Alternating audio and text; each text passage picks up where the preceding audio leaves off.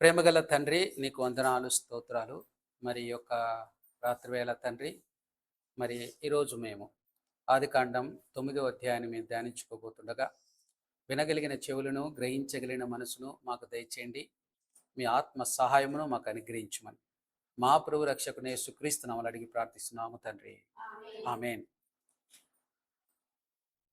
మొట్టమొదటిగా దేవాతి దేవునికి మన ప్రభువైన యేసుక్రీస్తు నామములో మరి నా యొక్క కృతజ్ఞతాస్తుతులు చెల్లిస్తూ, మరి చేరవచ్చిన సంఘం అంతటికి కూడా ప్రభు నామంలో నా వందనములు. అలాగే ఈ వీడియో వీక్షిస్తున్నటువంటి మరి బిడ్డలకు కూడా ప్రభు నామంలో నా వందనములు తెలియజేస్తూ ఉంటున్నాను. ఈరోజు మనం ఆదికాండం 9వ అధ్యాయాన్ని ధ్యానించుకోబోతూ ఉంటున్నాం. ఈ యొక్క ఆదికాండం 9వ అధ్యాయం మరి గడిచినటువంటి వారాలలో మనం చూసినప్పుడు నోవాహు జలప్రలయం గురించి మనం ధ్యానించుకున్నాం. జలప్రలయం తర్వాత మరి నోవాహు మరి బయటికి రావటం, ఏ విధంగా వచ్చాడు, ఏ విధంగా దేవుడికి విధేయత చూపించాడు, ఈ విషయాలన్నీ కూడా మనం గడిచినటువంటి వీడియోలో మనం నేర్చుకున్నాం. మరి ఈ యొక్క వారం మరి బైబిల్ స్టడీలో ఆదికాండం 9వ అధ్యాయాన్ని మనం ధ్యానించుకోబోతున్నాం. ఇది చరిత్రలో మరొక అద్భుతమైనటువంటి మలుపు.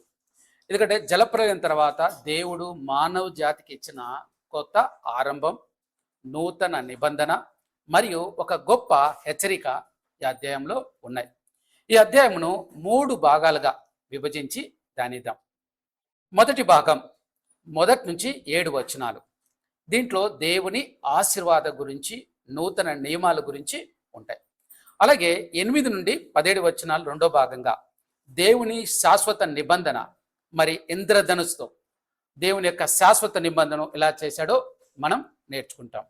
ఇక మూడవదిగా నోవాహు పతనం, అంటే 18 నుండి చివరి వచనం వరకు కూడా నోవాహు పతనం, అలాగే పాపపు వేరు గురించి మనం ఇందులో ధ్యానించుకోబోతున్నాం. కాబట్టి దీనిని ఆదికాండాన్ని 3 భాగాలుగా మనం ధ్యానించుకుందాం. మొదటి భాగం దేవుని ఆశీర్వాదం 1 నుండి 7 వచనాలు, మరి 8 నుండి 17 వచనాలు దేవుని శాశ్వత నిబంధన, మూడవది నోవాహు పతనం, పాపపు వేరు 18-29 వచనాలు మనం ధ్యానించుకుందాం. మొట్టమొదటిగా నూతన నియమాలు, దేవుని ఆశీర్వాదం 1 నుంచి 7 వచనాలు ఉన్నాయి. కాబట్టి 1 నుంచి 7 వచనాలు మరి మీ పరిశుద్ధ గ్రంథాన్ని తెరిచి మరి 1 నుంచి ఆదికాండం 9వ అధ్యాయం 1 నుంచి 7 వచనములు ధ్యానించుకుందాం. మరియు దేవుడు నోవాహును అతని కుమారులను ఆశీర్వదించి, మీరు ఫలించి అభివృద్ధి పొంది భూమిని నింపుడి, మీ భయమును మీ బెదురును అడవి జంతువులన్నిటికిని, ఆకాశ పక్షులన్నిటికిని, నేల మీద ప్రాకు ప్రతి పురుగుకును, సముద్రపు చేపలన్నిటికిని కలుగును, అవి మీ చేతికి అప్పగింపబడి ఉన్నవి. ప్రాణము గల సమస్త చరములు మీకు ఆహారమగును, పచ్చని కూర మొక్కలనిచ్చున్నట్లు వాటిని మీకు ఇచ్చి ఉన్నాను. అయినను మాంసమును దాని రక్తంతో మీరు తినకూడదు, రక్తమే దాని ప్రాణం. మరియు మీకు ప్రాణమైన మీ రక్తంను గూర్చి విచారణ చేయుదును, దాని గూర్చి ప్రతి జంతువును నరులను విచారణ చేయుదును, ప్రతి నరుని ప్రాణం గూర్చి వాని సహోదరుని విచారణ చేయుదును. నరుని రక్తమును చిందించు వాని రక్తము నరుని వలనే చిందింపబడును, ఎలనగా దేవుడు తన స్వరూపమందు నరుని చేసెను. మీరు ఫలించి అభివృద్ధి నొందుడి, మీరు భూమి మీద సమృద్ధిగా సంతానం కని విస్తరించుడని వారితో చెప్పాను. మీరు జాగ్రత్త గమనించండి. 1వ వచనం 7వ వచనం 2 కూడా ఏముంది? మీరు ఫలించి అభివృద్ధి పొందుడి, భూమిని నింపుడి. ఇదేనా ఉంది? ఈ 2 మరి మొదటి 7 వచనాలు ఒకే ఆశీర్వాదం ఉన్నాయి, కానీ ఈ 2 ఆశీర్వాదాలు వేరుగా ఉన్నాయి. అవేంటో నేను తర్వాత మనం చూద్దాం. మొట్టమొదటిగా 1వ వచనంలో మరి దేవుడు మానవ జాతికి ఇచ్చినటువంటి 2వ అవకాశంగా మనం చూస్తాం. ఎందుకంటే మొదటి అవకాశంలో ఆదాము నుంచి నోవాహు ముందు తరం అంతా కూడా ఏమైపోయింది? చేసిన పాపం బట్టి వారు జలప్రలయంలో తుడుచుకుపోయారు. కానీ నోవా కుటుంబం మాత్రం రక్షింపబడినట్టు మనం చూస్తూ ఉన్నాం. అయితే మనం గమనిస్తే ఈ ఒక్క వచనంలోనే, ఆ మొదటి వచనంలోనే 4 ఆత్మీయమైనటువంటి అద్భుత సత్యాలు ఉన్నాయి.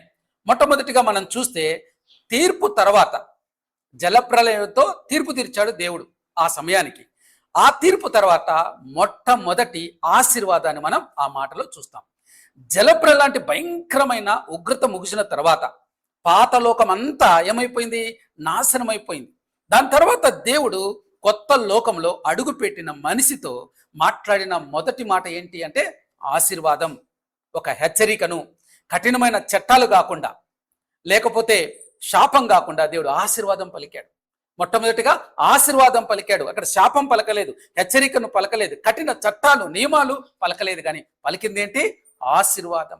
గమనించండి, మనుషులందరూ పాపం చేశారు, పాపం చేసి తుడిచిపెట్టుకుపోయారు.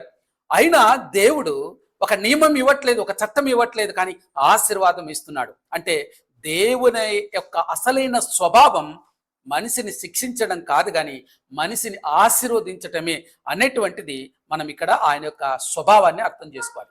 ఆయన తీర్పు కేవలం పాపాన్ని కడిగివేయడానికే కానీ తన పిల్లలు నాశనం చేయడానికి కాదు అనటానికి ఈ మొదటి వచనమే ఒక గొప్ప సాక్ష్యంగా ఉంది. ఇక నోవాహును ఒక రెండవ ఆదాముగా మనం ఇక్కడ చూస్తాం. మొదటి ఆదాం ఆ స్వభావంతో వచ్చాడు, పాప స్వభావంతో అయిపోయింది. మరి దేవుని కుమారుడుగా పిలువబడ్డాడు, కానీ పాపము, దేవుని ఆజ్ఞాతిక్రమం, పాపము కారణంగా శాపం తెచ్చుకున్నారు. దాని తర్వాత ఆ తరం ముగిసిపోయింది. ఇప్పుడు నోవాహు తరం, కొత్తగా నోవాహు తరం మొదలవుతుంది. అందుకే రెండవ ఆదాముగా మనం నోవాహును చూస్తాం. కానీ కడపటి ఆదాం ఎవరు? యేసుక్రీస్తు ప్రభు కడపటి ఆదాం. ఇక రెండవ ఆదాముగా మనం నోవాహును చూస్తున్నాం. ఆదికాండం 1వ అధ్యాయం 28వ వచనంలో దేవుడు ఆదాము అవ్వలను సృష్టించినప్పుడు సరిగ్గా ఏ మాట చెప్పాడు? మీరు ఫలించి అభివృద్ధి పొంది భూమిని నింపుడని మొదటి ఆదాముతో చెప్పాడు. ఇక్కడ రెండవ ఆదాం అయినటువంటి నోవాహుతో కూడా ఇదే మాట చెప్తూ ఉంటున్నాడు. ఆదాము చేసిన పాపం వల్ల మొదటి లోకం పాడైపోయింది. అందుకే దేవుడు నోవాహు ద్వారా ఈ భూమికి ఏం చేస్తున్నాడు? చూడండి, ఏదైనా ఒక సిస్టమ్ పాడైపోయింది అనుకోండి, ఏం చేస్తారు? అన్ని పాడైపోయింది లోపల అంటే ఏం చేస్తామంటే ఒకసారి రీసెట్ బటన్ నొక్కండి అంటాం, అవునా? Reset button. అలాగే దేవుడు కూడా ఇక్కడ జలప్రలయం తర్వాత రీసెట్ బటన్ నొక్కేశాడు.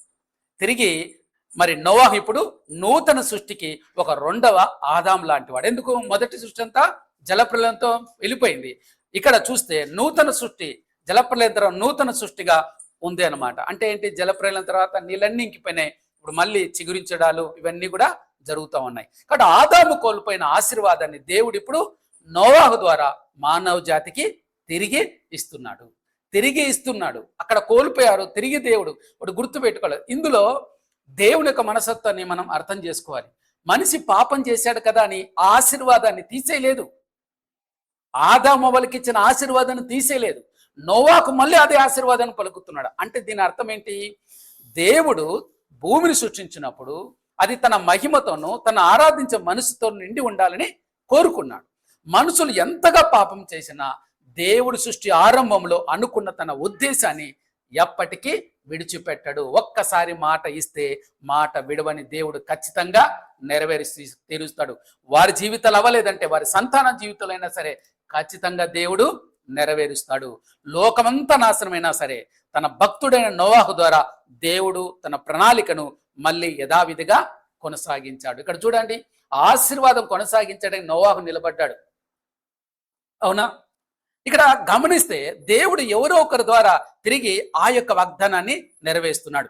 సాతాను గాని మనిషి గాని దేవుని సంకల్పాన్ని ఎన్నటికీ ఆపలేవు అనేది మనం దీని ద్వారా నేర్చుకోవాలి. కాబట్టి దేవుడిచ్చిన ఆశీర్వాదాన్ని ఎవరు దొంగలించలేరు.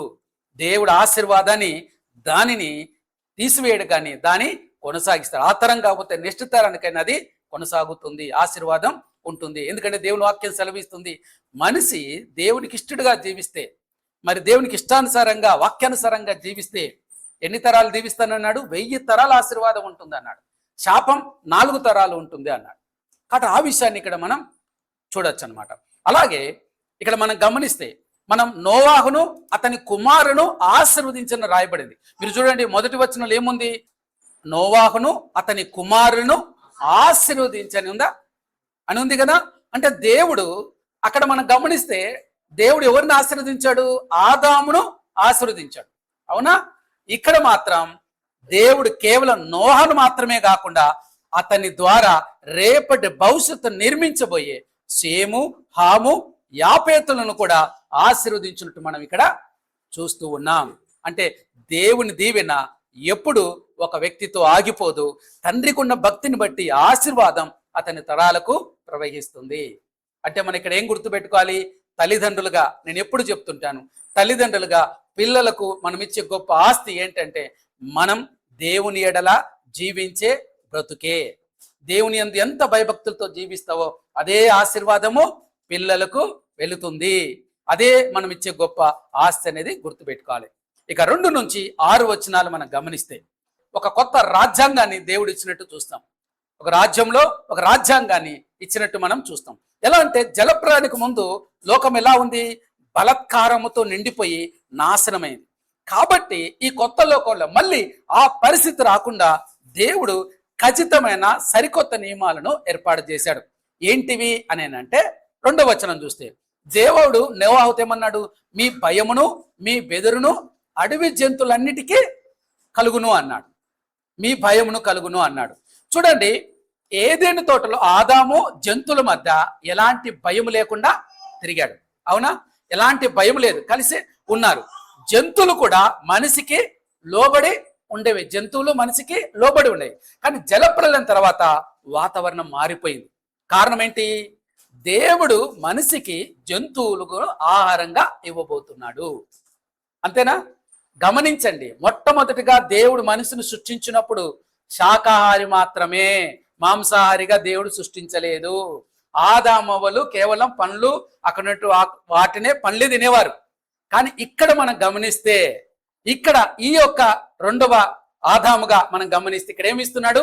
మాంసాహారాన్ని ఇస్తున్నాడు. అంటే మనం గమనిస్తే మొదటి నుంచి ఆదికాండం 1:29లో సృష్టి ఆరంభంలో మనిషిది కేవలం శాకాహారం మాత్రమే.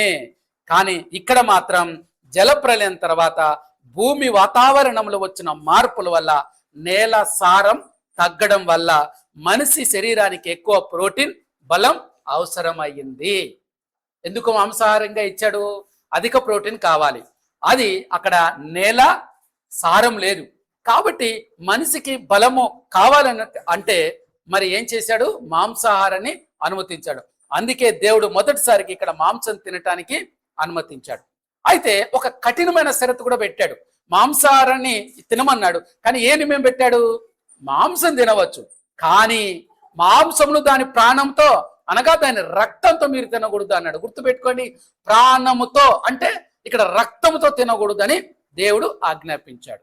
ఎందుకు అలా ఆజ్ఞాపించాడు అనేనంటే లేవికాండం 17వ అధ్యాయం 11వ వచనం ప్రకారం రక్తమే ప్రాణము అని వ్రాయబడింది. అవునా? ఆ జంతువు కానీ మనిషి కానీ చూడండి, మనిషిలో రక్తం అంతా పోతే మనిషి బతుకుతాడా? మనిషి బతుకుతాడు? రక్తం పోయింది ఇంకా 3-2 వస్తే మనిషి బతకడం కష్టమవుతుంది. అంటే ప్రాణం ఎక్కడ ఉందంటే రక్తంలో ప్రాణం ఉంది, రక్తమే ప్రాణం ఉంది అనేటువంటిది మనం చూస్తున్నాం. ప్రాణాన్ని ఇచ్చేది దేవుడు కాబట్టి ఆ ప్రాణం అంటే ఆ రక్తం ఎవరి సొత్తు? దేవుని సొత్తు. రక్తాన్ని గౌరవించటం అంటే దేవుని జీవాన్ని, దేవుడిచ్చిన జీవాన్ని గౌరవించటమే అని అర్థం.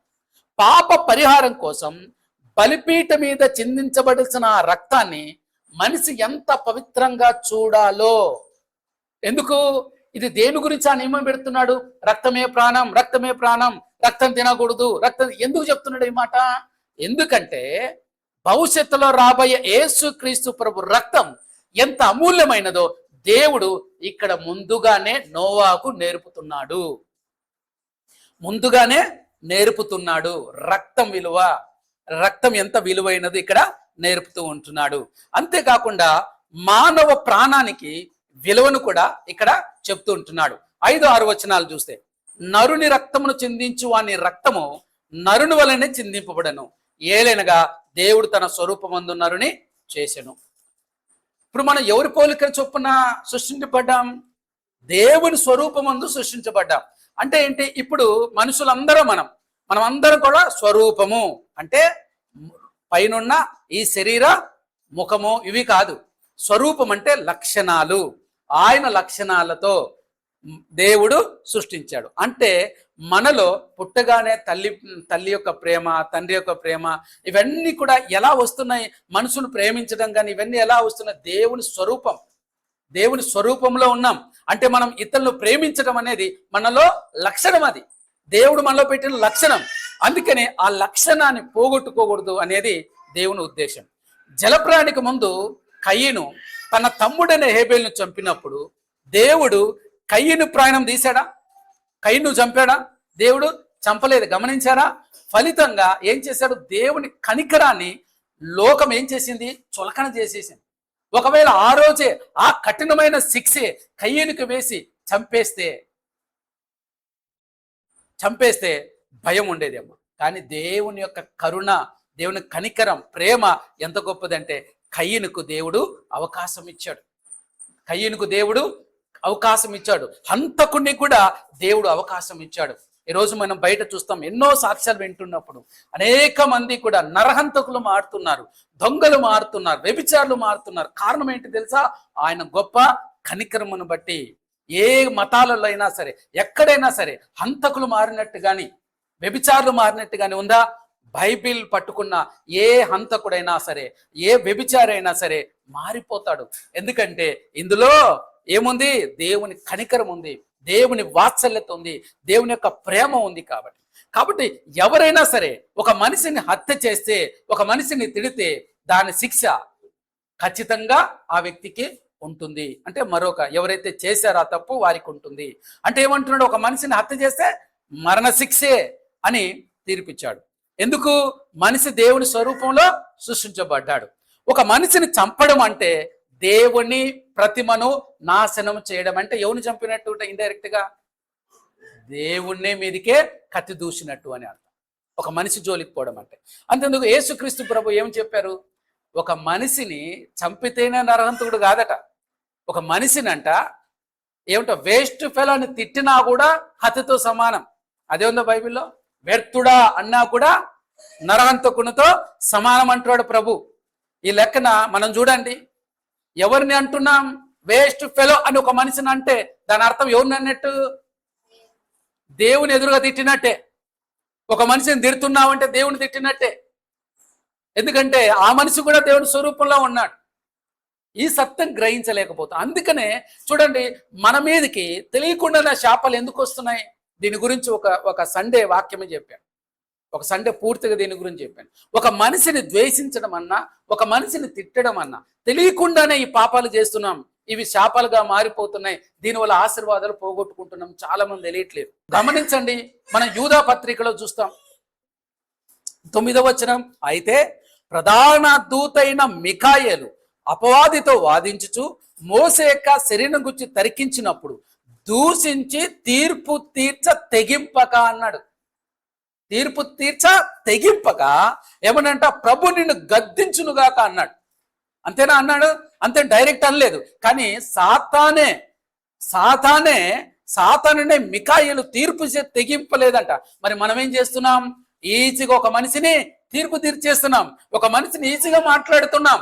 అది ఎంత ఘోరమైనటువంటి పాపం చూడండి. తెలియకుండా మన మీదకి శాపాలు ఎందుకు వస్తున్నాయి? అయ్యో నేనేం తప్పు చేశానండి, అయ్యో నేనేం పొరపాటు చేశానండి అంటున్నాం.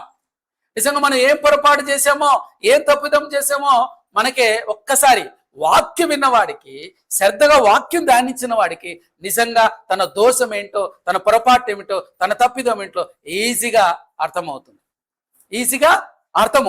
కాబట్టి ఇక్కడ ఈ వాక్యాన్ని చాలా జాగ్రత్తగా గమనించాలి.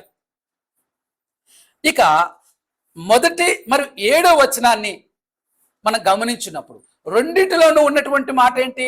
మీరు ఫలించి అభివృద్ధి పొందుడి అని రెండు దాదాపు ఒకేలా కనిపిస్తాయి. కానీ ఈ 2 వచనాల్లో ఉన్న సందర్భాన్ని బట్టి చూస్తే వాటి మధ్య ఒక లోతైన వ్యత్యాసం ఉంది. మరి గొప్ప ఆత్మీయ మర్మం దాగి ఉన్నాయి. అదేంటో చూద్దాం. మొదటి వచనం ఏముంది? ఇక్కడ ఆశీర్వాదానికి పునాది వేస్తున్నాడు. దేవుడు నోవాహును అతని కుమారులను ఆశీర్వదించి మీరు ఫలించి అభివృద్ధి పొంది భూమిని నింపుడి అని వారితో చెప్పాడు. ఓడండి బయటికి రాగానే దేవుడు పలికిన మొట్టమొదటి మాట ఇది దేవుడు వారికి ఇచ్చిన ఉచితమైన ఆశీర్వాదం. సృష్టి ఆరంభంలో ఆదాముకి ఇచ్చినటువంటి దీవెనను నాశనమైన క్రొత్త లోకములో నోవాహుకు దేవుడు ఏం చేస్తున్నాడు? బదిలీ చేస్తున్నాడు. ఇది కేవలం ఆజ్ఞ కాదు, ఆజ్ఞ. అలాగే ఈ లోకంలో బతకడానికి దేవుడు వారికి ఇస్తున్న కృప మరియు శక్తి అనేటువంటి గుర్తుపెట్టుకోవాలి. అయితే మీరు ఫలించి అభివృద్ధి పొందుడి, మీరు భూమి మీద సంతానాభివృద్ధి దాని మీద విస్తరించుడని వారితో చెప్పాడు. బాగా గమనించండి, ఇక్కడ 7వ వచనంలో మళ్ళీ మాట ఎందుకు మాట్లాడాడు? మొదటి వచనం 7వ వచనం ఒకేలా ఉంది, కానీ 7వ వచనం మాత్రం కొంచెం తేడా ఉంది, కొంచెం వ్యత్యాసం ఉంది. బాగా గమనించండి, వాక్యం ఒకేలా ఉండవచ్చు కానీ సందర్భం వేరు. ఇక్కడ సందర్భం వేరు. ఏమిటి సందర్భం? మొదటి 2 నుంచి 6 వచనంలో ఏం చెప్పాడు? మనిషిని హత్య చేయడం తప్పు, మనిషి రక్తం అని ఇది జంతువుల రక్తం కూడా తీసుకోకూడదు అని ఒక నియమం చెప్తున్నాడు. మనం ఈ 7వ వచనంలో ఉన్న ఆశీర్వాదాన్ని గురించి ధ్యానించినప్పుడు పైన 2 నుంచి 6 వచనాలు మనం గుర్తుపెట్టుకోవాలి. ఇప్పుడు ఆ 2 నుంచి 6 వచనంలో ఒకసారి జ్ఞాపకం పెట్టుకొని ఇప్పుడు ఈ వచనాన్ని ఒకసారి మళ్ళీ ధ్యానిద్దాం. ఈ వచనానికి ముందు 5 వచనంలో దేవుడు దేని గురించి మాట్లాడాడో మనం చూస్తే, నరుని రక్తము చిందించకూడదు అని ఉందా? హత్య చేయకూడదని ఉందా? ఒకవేళ చంపితే వాడి ప్రాణం తీయాలి అని మరణశిక్ష గురించి ఒక కఠినమైన చట్టం చెప్పాడు. అవునా? ఆ మరణం గురించి చెప్పిన దేవుడు వెంటనే 7వ వచనం ఏం చెప్తున్నాడు? ఆశీర్వాదం పలుకుతూ జలప్రలయానికి ముందు మనుషులు ఒకరినొకరు చంపుకుంటూ బలాత్కారంగా ప్రాణాలు తీశారు. అవునా? మొదటి జలప్రలయానికి ముందు అలా ప్రాణాలు తీయడం నా ఉద్దేశం కాదు. మీరు ఒకరి ప్రాణాలు ఒకరు తీసుకోవడం కాదు, మీరు ప్రాణాలను వృద్ధి చేయాలి. అర్థమవుతుందా? అంటే ఏంటి? సంతానాన్ని వృద్ధి చేయాలి. ఈ 2వ ఆశీర్వాదం చూసారా? భూమి నింపుడి, ఇక్కడ సంతానాన్ని వృద్ధి చేయాలి. ఎందుకు ఈ మాట స్పష్టంగా చెప్తున్నాడు? మనిషిని చంపితే ఏమైపోతుంది? వృద్ధి అవుతుందా? జనాలు వృద్ధి అవుతారా? అవరు కదా. జనాభా తగ్గిపోతుంది కదా. అంటే దేవుడు సృష్టిలో చేసిన మనుషుల సంఖ్య తగ్గిపోతుంది. అంటే ఆయన యొక్క ఆశీర్వాదము ఆగిపోతుంది. సో ఈ ఆశీర్వాదం ఉండాలంటే ఏం చెప్తున్నాడు? మీరు ప్రాణాలు తీయడం నా ఉద్దేశం కాదు, మీరు ఒకరినొకరు ప్రాణాలు తీసుకోవడం కాదు. ఏం చేయాలంట? ఒకరినొకరు ప్రేమించుకోవాలి, మీరు ప్రాణాలంటే సంతానం వృద్ధి చేయాలి అని దేవుడు ఇక్కడ నొక్కి చెబుతున్న ఆశీర్వాదం. అంటే 5, 6 వచనాల్లో హత్య మరణం ఉంటే దానికి పూర్తి వ్యతిరేకంగా 7వ వచనం ఏముంది? జీవము సృష్టి ఉండాలని దేవుడు తన ఆశయాన్ని స్పష్టం చేస్తున్నాడు. ఇప్పుడు అర్థమైందా? మొదటి వచనం 7వ వచనం 2 ఒకేలా ఉండటానికి కారణం ఏంటని. ఎప్పుడు కూడా బైబిల్ చదివేటప్పుడు ఒక వచనాన్ని పట్టుకోవద్దు, ఆ వచనానికి పైన సందర్భం ఏముంది, ఎవరితో ఏం చెప్పారు, సందర్భం ఏమిటి అనేది మనం ధ్యానిస్తే గానీ తర్వాత వచనానికి అర్థం కాదు. ఒకేలా ఉండొచ్చు, ఒక చోట అదే వాక్యం రాయొచ్చు, కానీ అక్కడ సందర్భం వేరు. కానీ ఆ ఒక్క వచనాన్ని పట్టుకొని మనం ఏం చేస్తుంటామంటే అదే అంతే, ఇది అంతే అన్నట్టు పట్టుకుంటాం. ఇలాగే అందుకనే వాక్యం సెలవిస్తుంది, అక్షరం చంపును గాని ఆత్మ జీవంపు చేస్తాం. అంటే నువ్వు బైబిల్లో ఉన్నటువంటి ఆ యొక్క అక్షరాలను చూడొద్దు, నువ్వు అక్షరాల వెనకల ఉన్న జీవం గల పరిశుద్ధాత్మ యొక్క ఉద్దేశాన్ని మనం అర్థం చేసుకోవాలి. కొన్ని చోట్ల వారిని చంపుడి అని ఉంటుంది, కొన్ని చోట్ల మనం చూస్తే వాళ్ళని హింసించడానికి కానీ ఈ మాటలన్నీ చూసినప్పుడు అనిపిస్తుంది, ఈ మాట దేవుడు నిజం కరుణామయుడు కదా, ప్రేమమయుడు కదా, ఎందుకు ఇలా చేస్తాడు అన్న డౌట్ వస్తుంది. కానీ అక్కడే చాలా మంది అన్యులు బైబిళ్ళు అక్కడక్కడ వచనాలు పట్టుకొని మీ బైబిల్ ఇది తప్పు ఉంది, ఇది తప్పు, ఇది తప్పు అని మాట్లాడుతున్నారు. కొందరైతే సొదొమ గొమొర్రాల ప్రస్తావన తీసుకొని వచ్చి ఇదిగో చూడు తండ్రి కూతురుతో పడుకున్నాడు అని మాట్లాడుతున్న వారు ఉంటున్నారు. కానీ అక్కడ సందర్భం ఏంటి, పరిస్థితులు ఏంటి అని అక్కడ గమనిస్తే, మరి దేవుడు అక్కడ ఏం చెప్తున్న మాట ఏంటి గమనిస్తే, సందర్భం కాదు కానీ నేను మీకు అర్థం కావడానికి వాక్యం ఎలా అర్థం చేసుకోవాలో చెప్తున్నాను. అక్కడ గమనిస్తే అక్కడ నిజమే, అక్కడ లోతు తన భార్యలతో చేసిన, తన కూతుర్లతో చేసిన పాపం కారణంగా మంచి వచ్చిందా, చెడు వచ్చిందా? చెడే వచ్చింది. దుర్మార్గులు పుట్టారు. అంటే ఏంటి? దేవుడు చెప్తున్నాడు ఇది తప్పు, ఇలా చేయడం వలన నాశనమే అవుతుంది, లోకం నాశనం అవుతుంది, పాపం విస్తరించబడుతుంది, ఇది ఘోరమైనటువంటి పాపమని దేవుడు హెచ్చరిక చేస్తున్నాడు.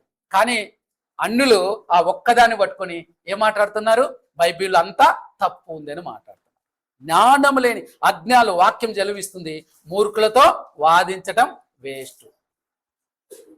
మనం మాట్లాడడం వేస్ట్. ఎందుకంటే నేను పట్టిన కుందులకు 3 కాళ్ళు అంటారు. అలాంటి వారితో మనం బాధించవద్దు. ఎందుకంటే వాడిని వదిలేయాలి అన్నమాట. కాబట్టి ఇక్కడ మొదటి వచనం దేవుడిచ్చిన ఆశీర్వాదం, 7వ వచనం అనేది మనుషులు ఒకరినొకరు చంపకుండా జీవాన్ని కాపాడు వృద్ధి చేయాలని దేవుడు ఇస్తున్నటువంటి ఆశీర్వాదంతో పాటు ఇది ఒక హెచ్చరిక, ఒక ఆజ్ఞ. అంటే 7వ వాక్యము హెచ్చరికతో కూడిన ఆశీర్వాదం అనేది గుర్తుపెట్టుకోవాలి. మొదటి వచనం ఏ కండిషన్ లేవు, కానీ 7వ వచనానికి మాత్రం కండిషన్స్ ఉన్నాయి. కాబట్టి ఇది గుర్తుపెట్టాల. ఒకరు ప్రాణాలు తీస్తే హత్య, దేవుడు ప్రాణాన్ని ఇస్తాడు అనటానికి ఈ వచనాలు అమెరికను ఒక గొప్ప సాక్ష్యంగా మనం చూడవచ్చు. ఇక 8 నుంచి 17 వచనాలు.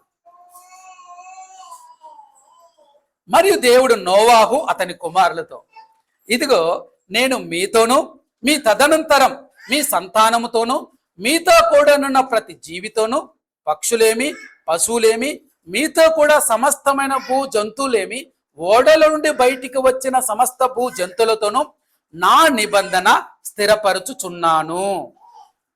మనకి ఈ వచనంతో అర్థమైపోతుంది. ఈ వచనాలు దేన్ని సూచిస్తున్నాయి? దేవుని యొక్క నిబంధనను గుర్తు చేస్తున్నాయి.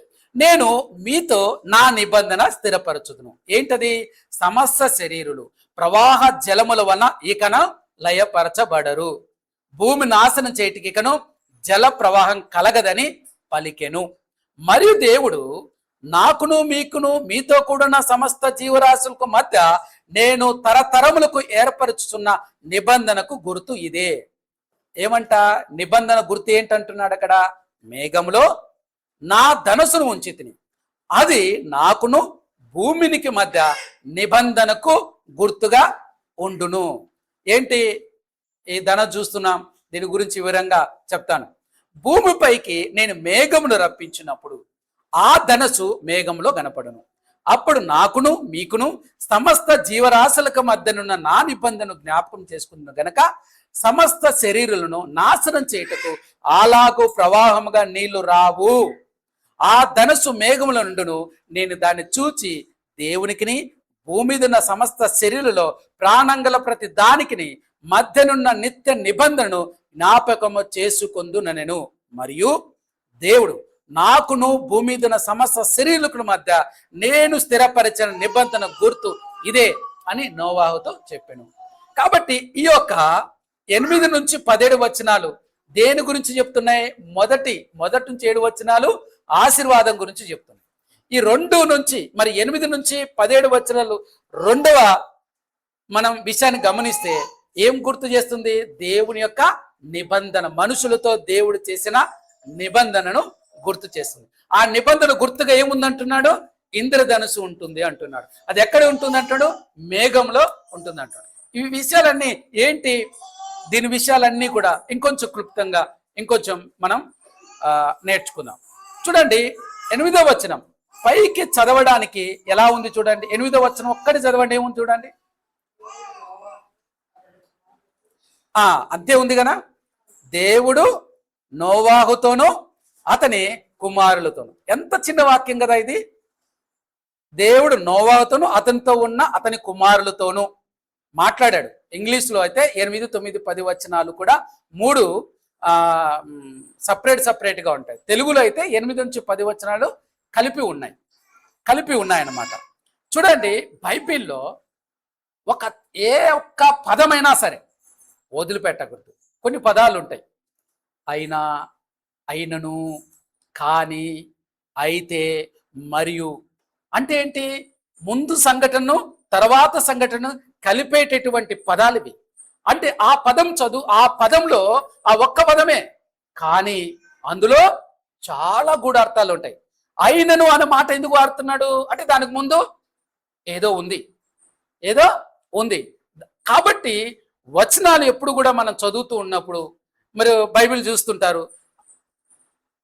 కొందరు తీస్తారు బైబిల్, అక్కడ నుంచి సడన్ గా తీసేసి అక్కడ నుంచి చదువుతూ ఉంటారు. అయినను దాని కింద ఉంటుంది ఆశీర్వాదం. నాకు ఆశీర్వాదం ఇచ్చాడు. పైన నియమాలు నిబంధనలు చదవరు. ఎప్పుడు కూడా ఒక ఆశీర్వాదం వచ్చింది అంటే వాక్యం చదువుతున్నారు, ఆ వాక్యము మీకు దేవుడు మీతో మాట్లాడాడు అనుకున్నప్పుడు ఆ వాక్యం ఏ సందర్భంలో నీ జీవితంలో నెరవేరుతుందో కూడా దేవుడు చెప్తాడు. వాక్యం వచ్చేసింది, నాకు వాగ్దానం వచ్చేసిందని ఎగురితే కుదరదు. ఆ వాగ్దాన్ని జీవితంలో నెరవేర్చబడాలంటే వెనక ముందు ఏముంది క్షుణ్ణంగా చదువుకోవాలి. చూడండి చూడండి, జలప్రలయం లాంటి భయంకరమైన నాశనాన్ని కల్లారా చూసిన తర్వాత నోవాహు కుటుంబం ఎలా ఉంటుంది చూడండి. భయంలో, మానసిక ఆందోళనలో ఉండొచ్చు. ఎందుకు అని అంటే, ఫర్ ఎగ్జాంపుల్ జలప్రలయం అయిపోయింది కదా, చిన్న ఎగ్జాంపుల్ చెప్తాను. మన మానవ సహజ లక్షణం ఎలా ఉంటుంది. మొన్న ఇక్కడ వరదలు వచ్చాయి ఈ ప్రాంతంలో 2020 వరదలు వచ్చినప్పుడు మొత్తం ఇదంతా మునిగిపోయినప్పుడు తర్వాత దినాలలో చిన్న వర్షం వచ్చి కాలువ వారినా కూడా ఏ ఆలోచన వస్తుంది, మొత్తం మునిగిపోతుందేమో, ఇదంతా మునిగిపోతుందేమో అని అంటే మనిషి సైకాలజీ అటువంటిది. అంటే జరుగుతుందేమో ఒక ఆలోచన వస్తుంది. అందుకని మనం చూస్తే మబ్బు పట్టి చిన్న చినుకు పడినా మళ్ళీ జలప్రలయం వస్తుందేమో, మళ్ళీ దేవుని కోపం వస్తుందేమో అని వారు భయపడే అవకాశం ఉంది అక్కడ. అందుకే దేవుడు వారిని ఆ భయంలో విడిచిపెట్టలేదు.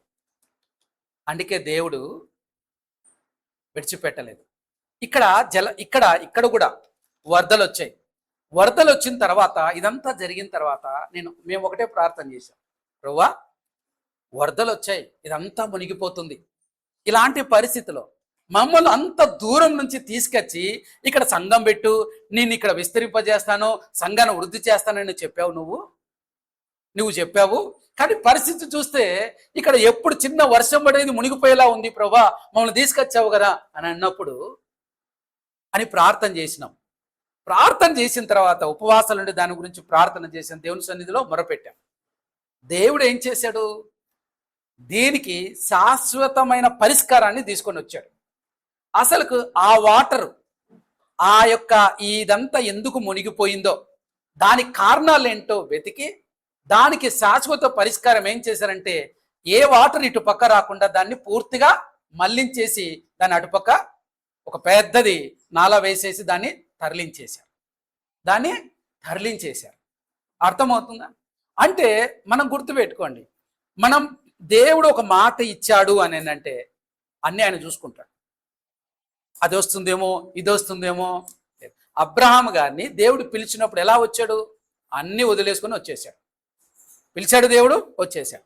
అంతేగాని ప్రభా నేను పలానా చోటికి పోతే నాకు క్షమమేనా, నాకు అక్కడ తినడానికి తిండి ఉంటుందా, తాడని నీళ్ళు ఉంటుందా, నాకు అది ఉంటుంది, ఎక్కడ ఏం అడగలే దేవుని. ఎందుకు తను పిలిచిన వాడు నమ్మదగిన వాడు. అందుకని మనం గుర్తుపెట్టుకోవాలి. ఇక్కడ నోవాహుతో కూడా మనిషి యొక్క లక్షణం తెలుసు. మనం ఎందుకు వాక్యములను చూస్తాం. మనం 7-8 చదువుకున్నప్పుడు 8 అధ్యాయాలు ఏముంది, మనిషి బాల్యము నుండి కూడా హృదయమో చెడ్డదేనుందా అంటే దేవుడు తెలుసు. మానవులో ఉన్న పాప స్వభావం ఏంటో తెలుసు. నోవాహులో కూడా ఆ భయం ఉండొచ్చు. అందుకని ఆ భయంలో పెట్టకుండా దేవుడు ఏం చేస్తున్నాడు, ఆయన స్వయంగా వారి దగ్గరికి వచ్చి మాట్లాడ మొదలు పెట్టాడు. రక్షణైనా, నిరీక్షణైనా, నెమ్మది అయినా మనిషి అడగక ముందే దేవుడే స్వయంగా చొరవ తీసుకొని మన దగ్గరకు వస్తాడనటానికి ఇది ఒక గొప్ప సాక్ష్యము. ఇది దేవుడే వచ్చాడు, దేవుడే చెప్తున్నాడు, ఇదిగో నోవాహు, ఒకవేళ నీలో భయం ఏమైనా ఉందేమో, చినుకు పడుతుంది, మళ్ళీ జలప్రవేశనం, భయపడద్దు, ఇంకా భయపడద్దు నువ్వు. ఎందుకంటే నేను చెప్తున్నాను కదా, భయపడాల్సిన అవసరం లేదు అని చెప్తున్నటువంటి ఒక నిబంధన.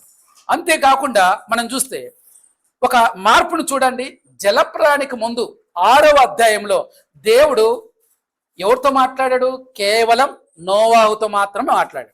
6వ అధ్యాయంలో దేవుడు నోవాహుతోనే మాట్లాడాడు. మీరు చూడండి, ఒక్కసారి చూడండి, నోవాహుతోనే మాట్లాడాడు కదా. గమనిస్తే మనం ఆదికాండం 6వ అధ్యాయంలో మనం చూస్తే అక్కడ ఏం రాయబడి ఉంది,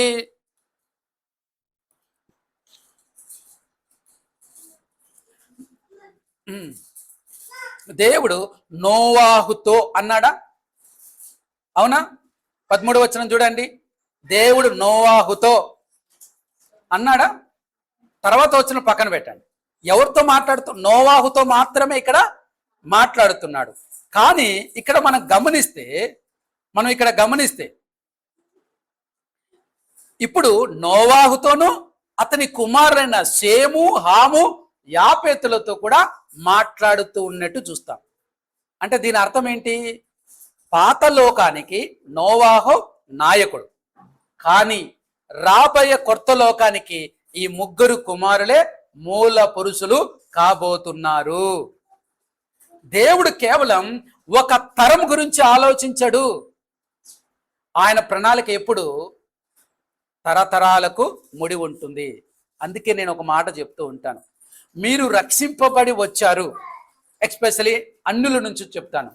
అన్యులు, ముఖ్యంగా అన్యులు యేసు ప్రభును సొంత రక్షణ అంగీకరించి వచ్చారంటే అర్థం ఏంటి తెలుసా? వారి తరాన్ని దేవుడు దీవించబోతున్నాడు అని. సో తరాలను దీవించడానికి మొదటి వ్యక్తిని ఎన్నుకున్నాడు. అబ్రహాముని ఎన్నుకున్నాడు, తరాలను దీవించాలనుకున్నాడు దేవుడు. ఒక వ్యక్తిని ఎన్నుకొని దేవుడు అబ్రహాము ఆశీర్వాదం ఇచ్చాడు. ఇదిగో నీ సంతానాన్ని విస్తరింపజేస్తాను, ఇస్కరణత చేస్తాను అని అన్నాడు. ఆ ఆశీర్వాదమే. మరి ఒకప్పుడు అబ్రహాం గారు ఏం చేసేవారు? అబ్రహాం పితరులు ఏం చేసేవారు? ఆ విగ్రహాలను అమ్ముకొని బతికేవారా? ఆ స్థితిలో నుంచి అబ్రహాంను దేవుడు పిలిచి ఆశీర్వాదం ఇచ్చాడు. ఇక్కడ కూడా మనం గమనిస్తే నోవాహుతోను అతని కుమారులతోనూ కూడా దేవుడు మాట్లాడుతున్నాడు. అంటే ఆయన ప్రణాళిక ఎప్పుడు కూడా తరతరాలకు ముడిపడి ఉంటుంది. అందుకే ఆ కుమారులను కూడా ఆ వాగ్దానంలో భాగస్థులను చేస్తున్నాడు అని అర్థం. ఇక్కడ నోవాహుతోనే కాదు. అందుకే అంటాను, ఎప్పుడు చూడండి, తల్లిదండ్రులు మీరు మంచిగా బ్రతుకుతే, దేవుని యందు భయభక్తులు కలిగి జీవిస్తే అది మీ పిల్లలకు ఆశీర్వాదాన్ని తీసుకొని వస్తుంది. నోవాహు దేవుడికి లోబడి జీవించాడు. చూడండి, షేము, హాము, యాపేతులు దేవునికి ఆశీర్వాదం వెళుతుంది, ఆ పిల్లలకు ఆశీర్వాదం వెళుతుంది. అదే నేను అంటాను. ఈ 8వ వచనం చూస్తే దేవుడు చేయబోయే శాశ్వత నిబంధనకు 9వ వచనం ఒక ఇంట్రడక్షన్ లాగా ఉంటుంది. చూడండి, దేవుడు ఒక అగ్రిమెంట్ చేయే ముందు ఎవరెవరితో అగ్రిమెంట్ చేస్తున్నాడో ఆ పార్టీల పేర్లను స్పష్టంగా ప్రకటిస్తాడు. ఇప్పుడు చూడండి, అగ్రిమెంట్ చేస్తున్నాం. అగ్రిమెంట్ ఎవరితోనూ చాలా పేర్లు ఉంటాయా అగ్రిమెంట్లో? రెంటల్ అగ్రిమెంట్ కానీ ఏ అగ్రిమెంట్ చేసినా ఉంటుంది కదా. అగ్రిమెంట్ చేసేవారు, చేయించుకునేవారు, ఈ 2 పేర్లు ఉంటాయి. ఎవరితో అగ్రిమెంట్ చేస్తున్న ఆ పార్టీల పేర్లు స్పష్టంగా మనం రాస్తాం. అలాగే దేవుడు కూడా ఇక్కడ ఈ భూమి మీద ఉన్న సమస్త జీవరాశులకు ప్రాతినిధ్యం వహించడానికి నోవాహును అతని కుమారులను దేవుడు ఏం చేస్తున్నాడు? సాక్షులుగా నిలబెడుతున్నాడు. ఒక అగ్రిమెంట్ చేస్తున్నాడు దేవుడు, ఒక నిబంధన చేస్తున్నాడు. ఇక్కడ దానికి సాక్షులుగా పెడుతూ ఉంటున్నాడు. ఒక భయంకరమైన శ్రమ లేదా తీర్పు ముగిసిన తర్వాత దేవుడు మనల్ని వదిలేయడు. గుర్తుపెట్టుకోండి, జలప్రలయం అయిపోయింది కదా అని చెప్పి దేవుడు వదిలేయలేడు. నోవా ఊరికే వదిలిపెట్టలేదు, కానీ వారి పట్ల ఎంత శ్రద్ధ చూపిస్తున్నాడో చూడండి. వారికి ఆశీర్వాదం ఇచ్చాడు. ఆశీర్వాదం ఇవ్వడమే కాకుండా వారి ఇక మీదట భయపడకుండా ఉండడానికి ఒక నిబంధనను కూడా ఇక్కడ చేస్తూ ఉంటున్నాడు. అంటే దేవునిలోకి వచ్చినటువంటి నీకు, యేసుక్రీస్తు ప్రభుని సొంత రక్షణగా అంగీకరించిన నీకు ఒక నూతన నిబంధన ఒకటి ఉంది. ఏంటది?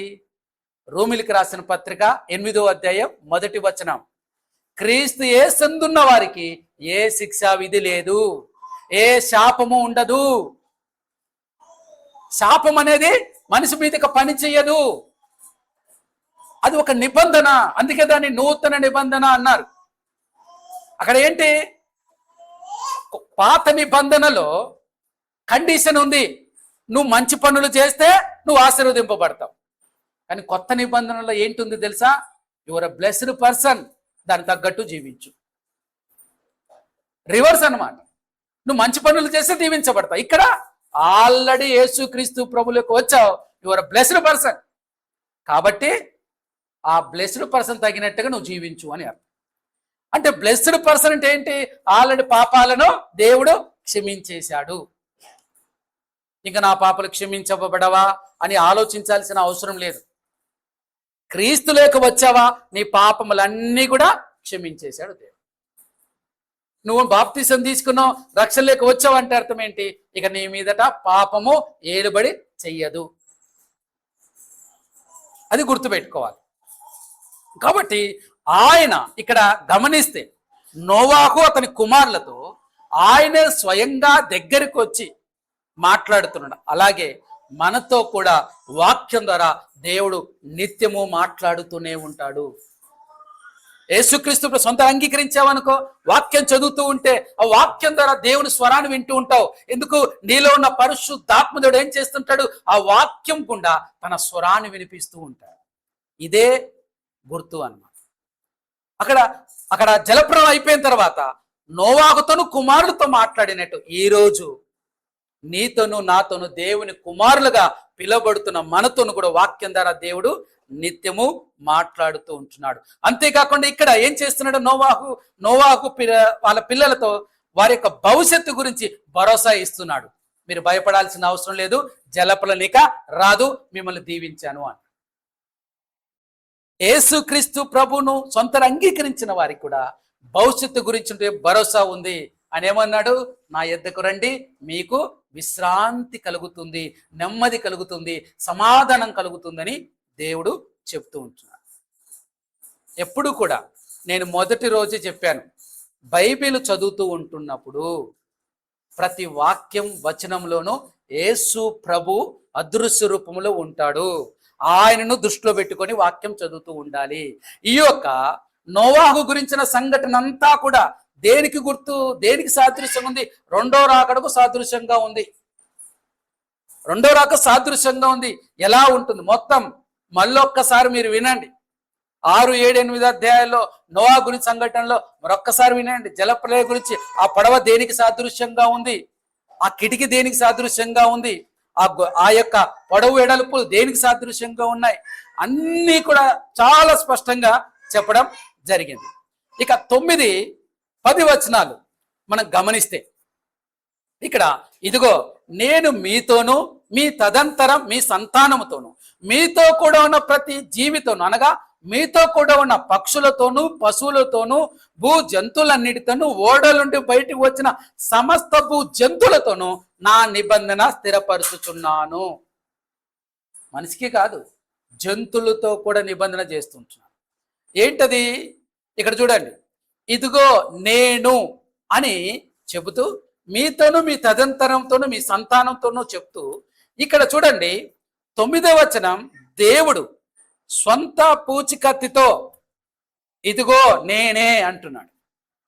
ఇది నేను చెప్తున్నాను కదా అంటాం కదా, అరే నా మాట విను అంటారు కదా, ఆ విధంగా దేవుడు చెప్తున్నాడు అనమాట. ఇదిగో నేను చెప్తున్నాను కదా, నేనే చెప్తున్నా ఈ మాట. ఈ సృష్టించిన సృష్టికర్త నేనే నీకు చెప్తున్నాను అని చెప్తూ ఉంటున్నాడు అని మొదలు పెడుతున్నాడు. అంటే దేవుడు మనుషుతో చేసే నిబంధనలు 2 రకాలు ఉంటాయి. ఒకటి కండిషనల్. అదేంటుంది? ధర్మశాస్త్రం, మీరు నా మాట వింటే ఆశీర్వదిస్తాను, వినకపోతే శపిస్తాను. కానీ ఇక్కడ నోవాహుతో చేసే నిబంధన ఎటువంటిది? Unconditional covenant. అంటే దీనికి ఎలాంటి షరతులు లేవు. మనిషి ఇక మీదట తప్పు చేయడు, పవిత్రంగా ఉంటాడు కదా అని దేవుడు ఈ వాగ్దానం చేయటం లేదు. ముందే చెప్పాడు 8వ అధ్యాయంలోనే, మనుషుని యొక్క బాల్యం నుంటే హృదయము చెడ్డది, ముందే చెప్పేశాడు.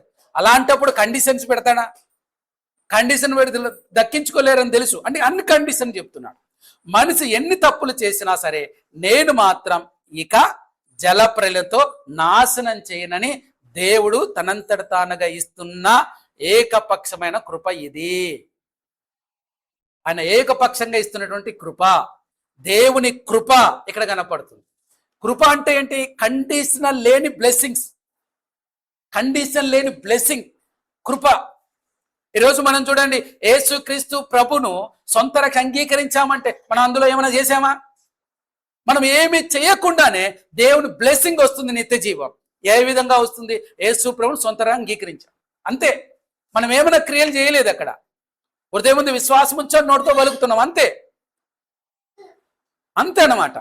కాబట్టి మనిషి ఎన్ని తప్పులు చేసినా సరే నేను మాత్రం జలప్రళయంతో నాశనం చెయ్యను అని దేవుడు తనంతట తానుకు ఇస్తున్న ఏకపక్షణ కృప ఇది. ఈ నిబంధన పూర్తిగా దేవుని నమ్మకత్వం మీద ఆధారపడి ఉంది తప్ప మనిషి మంచితనం మీద కాదు. ఈ మాట అనగానే వెంటనే డౌట్ వచ్చేస్తుంది కదా, డౌట్ వచ్చేస్తుంది. ఇంకా దీని గురించి ఇక్కడే ఆపేసాం అనుకోండి, దీనికి ఇంకా కాంట్రవర్సీగా చాలా మాటలు వస్తాయి. అదేంటి అంటే ఎన్ని తప్పులు చేసినా ఓకేనా? ఎన్ని తప్పులు చేసినా మనం క్షమించబడతామా? అందుకనే రోమిలకు రాసిన పత్రిక, దయచేసి మీరు ఇంటికి వెళ్ళి రోమిలకు రాసిన పత్రిక 6, 7, 8 అధ్యాయాలలో ఏమి చెప్పానో ఒక్కసారి మీరు వినండి. అప్పుడు మీకు అర్థమవుతుంది కొత్త నిబంధన గ్రంథం ఏం చెప్తుంది, పాత నిబంధన గ్రంథంలో ఏముంది. అట్లన రాదు, మనిషి పాపము చేస్తే ఇవన్నీ కూడా రోమిలకు రాసిన పత్రిక 6, 7 అధ్యాయాల్లో మీరు చూడవచ్చు. ఇక్కడ చూడండి, మీ సంతానంతోనూ తరతరాలకు భరోసా ఇస్తున్నటువంటి మాట ఇది. అంటే దేవుడు కేవలం తన ఎదురుగా ఉన్న నోవాహును, అతని 3 కుమారులు మాత్రమే దృష్టిలో పెట్టుకోలేదు, కానీ మీ తదనంతరం మీ సంతానంతో ఖచ్చితంగా చెప్తున్నాడు. అంటే ఈరోజు మీరు ఈ భూమి మీద క్షేమంగా బ్రతుకుతున్నారు అని అంటే, మన క్షేమంగా బ్రతుకుతున్నామంటే కారణం మన క్రియల? ఓ మన పెద్ద నీతిమంతులం, మన మించునుడు లేడు అనా? కాదు. దేవుడు ఆ 9వ వచనంలో చేసిన నిబంధనే. సునామీ వచ్చింది. సునామీ ఎలా వచ్చిందంటే భూమిని మొత్తం ముంచేస్తుందని అనుకున్నారు, కానీ అదేం చేసింది? కొద్ది వరకే రాగలిగింది. కారణం ఏంటి? ఇదే కారణం. దేవుడు ఒక నిబంధన చేశాడు. దేవుడు ఒక నిబంధన చేశాడు. అంటే భవిష్యత్తులో పుట్టబోయే కోటాను కోట్ల మనుషులను దేవుడు ఆనాడే తన నిబంధనలో చేర్చుకొని భూమికి ఒక గొప్ప భద్రతను అనుగ్రహిస్తున్నాడు. కంప్లీట్ చేస్తాను, ఎందుకంటే ఈ వచనాలు అయిపోతే నెక్స్ట్ భాగానికి మనం వేరే భాగం వచ్చేస్తుంది. అందుకనే కంప్లీట్ చేయడానికి చూస్తున్నాను, అయిపోజేస్తాం. ఈ 10వ వచనంలో దేవుడు ఆశ్చర్యకర విషయం చెప్పాడు. చూడండి, ఆయన నిబంధన కేవలం మనుషులతో ఆగిపోలేదు, పక్షులతోనూ పశువులతోనూ ఓడల నుండి బయటకు వచ్చిన ప్రతి భూ జంతువుతోనూ తాను నిబంధన చేస్తున్నాను అంటున్నాడు. అవునా? అదే కదా రాయబడి ఉంది. జలప్రలయంలో మనుషులు చేసిన పాపానికి మూగ జీవాలు కూడా బలి అయ్యాయి. మూగ జీవాలు ఏమన్నా పాపాలు చేసాయా? ఒకరినొకరు చంపుకోవడాలు అన్నీ అప్పుడు ఎలా ఉండేవి? పులి మేకలు అన్నీ కలిసే ఉండేవి, కానీ ఒకరినొకరు చంపుకుండేవే? ఎక్కడ లేదు. దేవుడే, మీరు చదవండి, జంతువులకు కూడా ఆహారం ఏముంది అప్పుడు? శాకాహారమే, మోకలు. అప్పుడు పుట్టిన పులులు సింహాలు కూడా అవే తినేవి. కానీ ఇక్కడ నోవా కాలం తర్వాత గమనిస్తే దేవుడు మార్చేశాడు. అంటే రోమపత్రిక 8వ అధ్యాయం 20, అందుకే చదవ నేను వినమని చెప్పి 20 నుంచి 22లో పౌలు ఏం చెప్తున్నాడు? మనిషి పాపం వల్ల సృష్టి అంతా వ్యర్థతకు లోబడి మూలుగుతుంది అంటాడు. మీరు వినండి, వెళ్ళి రోమిలకు రాసిన పత్రిక 6-7 వినండి. 10 నిమిషాలు, హాఫ్ అన్ అవర్లో 3 వినేస్తారు. దేవునికి తన సృష్టి మీద, అందులోని ప్రతి జీవరాశి మీద ఎంత ప్రేమ ఉందో ఈ వచనాన్ని బట్టే మనకు అర్థమవుతుంది. యేసుక్రీస్తు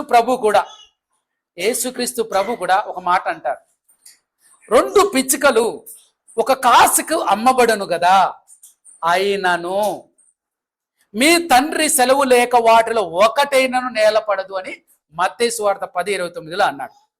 అవునా? అంటే దేవుడి దృష్టిలో ఒక చిన్న పక్షి ప్రాణానికి కూడా ఎంతో విలువ ఉంది. మనిషి మూగ జీవాల పట్ల కూడా కనికరం ఉండాలని ఈ వచనం ద్వారా దేవుడు మాట్లాడుతూ ఉంటున్నాడు. అంటే మనిషి తన దారి తప్పిన, దేవుడు మాత్రం తన సృష్టి పట్ల, తాను చేసిన వాగ్దానం పట్ల ఎప్పటికీ నమ్మకమైన దేవుడు అన్నటువంటి దానికి వచనాలు స్పష్టం చేస్తున్నాయి.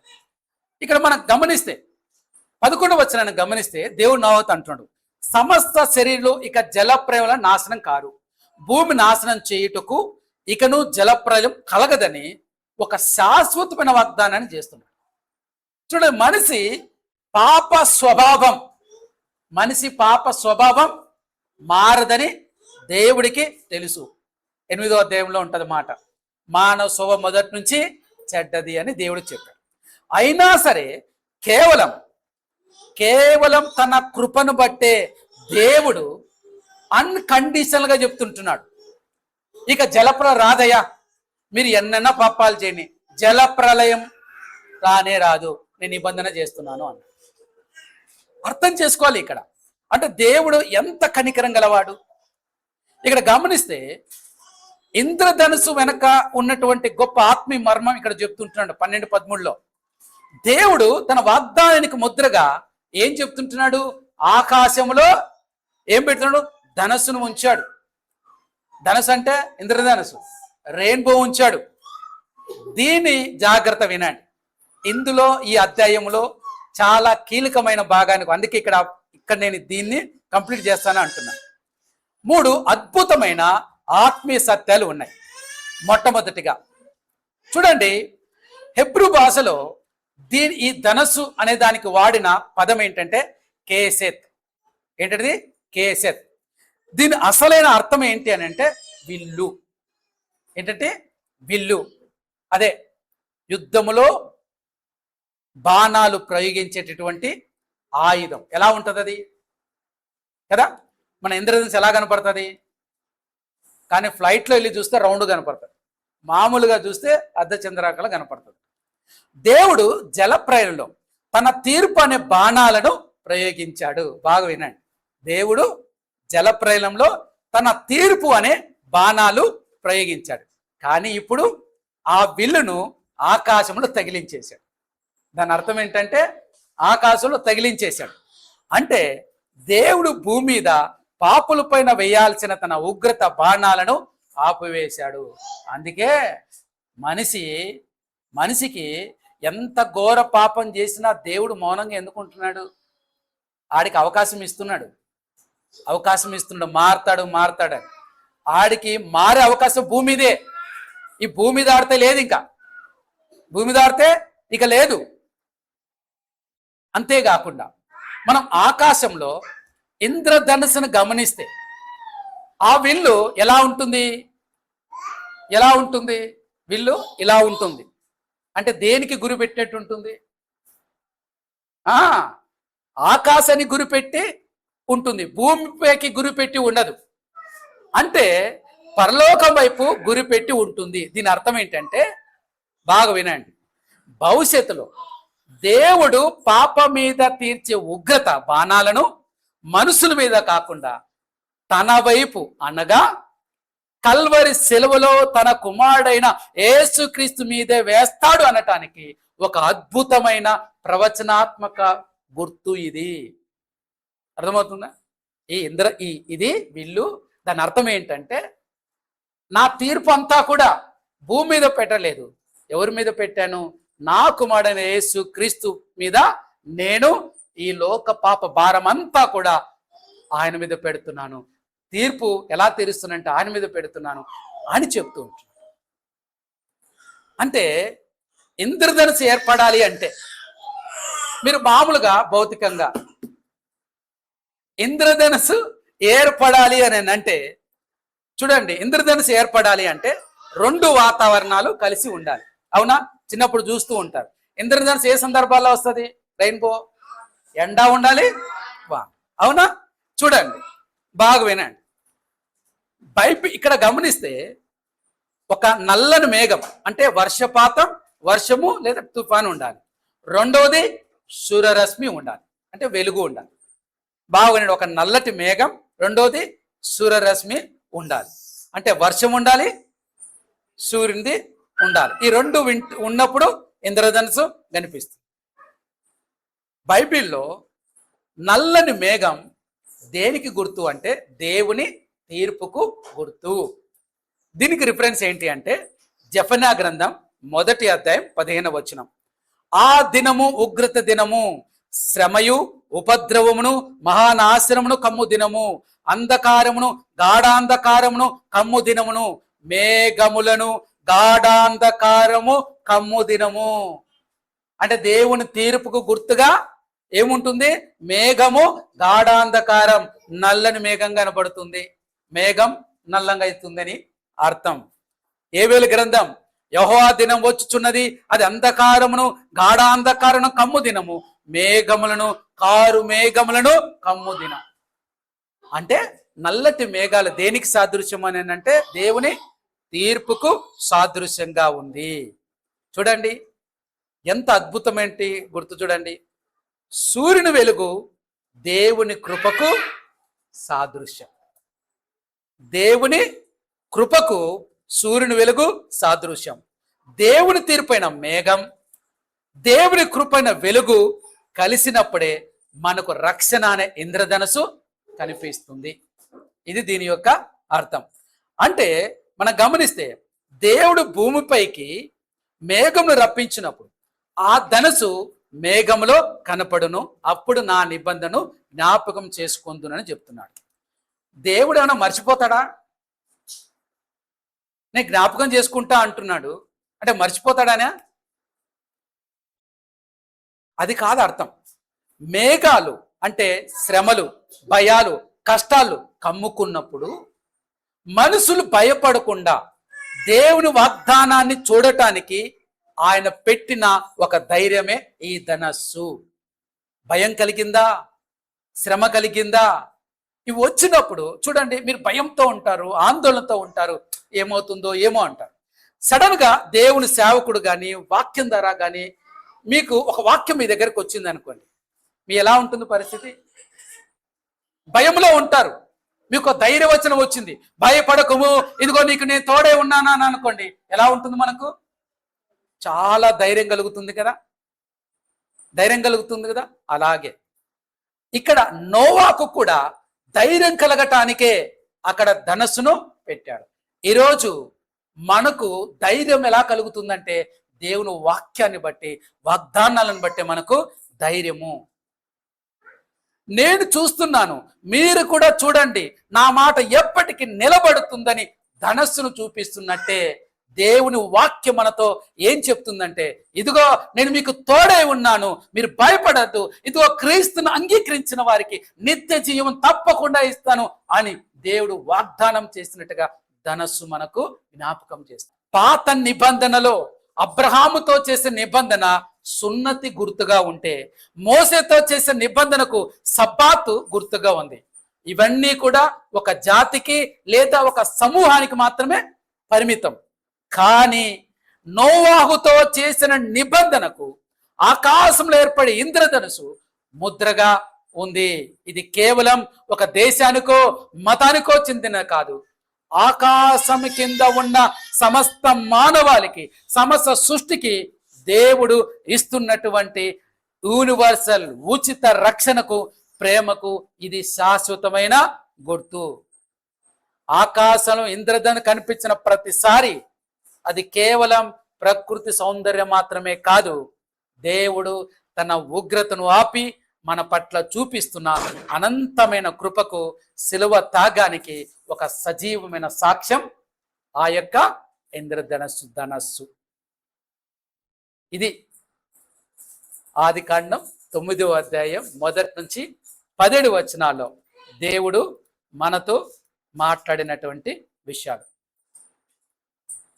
కాబట్టి ఇందులో మనం నేర్చుకోవాల్సినటువంటి 3 భాగాలుగా దేవుని యొక్క ఆశీర్వాదము 1 నుంచి 7 వచనాలు, 8 నుంచి 17 వచనాలలో ఏమో ఒక నిబంధనను ఇస్తున్నారు.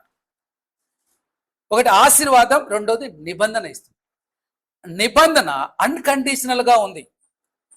ఇక మీదట ఎన్నడే కానీ నేను జలప్రలయం రానివ్వను అని చెప్పాడు.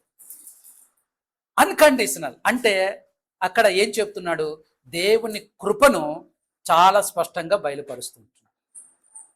నిబంధన దేవుని కృపతో ముడిపడి ఉంది ఇక్కడ. కాబట్టి ఏ భయము, ఆందోళన, కష్టము, నష్టము వచ్చినా మీరు ఒకటే గుర్తుపెట్టుకోండి, దేవుడు ఆ రోజు నోవాకు ఇంద్రధనుసును పెట్టి ఏ రీతిగా అయితే అభయం ఇచ్చాడో, భయాన్ని పోగొట్టాడో, ఈరోజు మనకున్నటువంటి ధైర్యం, మనకున్నటువంటి బలం ఏంటి అంటే యేసుక్రీస్తు ప్రభు శిలువలో కార్చిన ఆ రక్తం, ఆ శిలువ సంఘటనే, ఆ ధనస్సే మనలను కాపాడుతుంది, రక్షణ ఇస్తుంది. కాబట్టి ఈ ధనస్సు దేనికి గుర్తు అంటే యేసుక్రీస్తు ప్రభు శిలువకు గుర్తుగా ఉంది. శిలువ ఎక్కడుంది? ఆకాశంలో. యేసుక్రీస్తు ప్రభు కూడా ఎక్కడ వేలాడుతున్నాడు? మధ్యాకాశంలో వేలాడుతూ ఉన్నట్టుగా ఇంద్రధనుస్సు కూడా కనిపించినట్టు. అన్నిటికీ చూడండి, దేవుని యొక్క రక్షణ ప్రణాళికకు ముందుగానే ఒక ప్రణాళిక వేస్తూ వస్తుంది. అందుకే నేను అంటాను, బైబిల్ చదివేటప్పుడు యేసుక్రీస్తు ప్రభు కోణములు చదువుతూ ఉంటే మీకు స్పష్టంగా ఈజీగా అర్థమైంది. ఇది ఆదికాండం 9వ అధ్యాయం 1 నుంచి 17 వచనాలు. దేవుడు ఈ కొద్ది వాక్యంను దీవించి ఆశీర్వదించును గాక.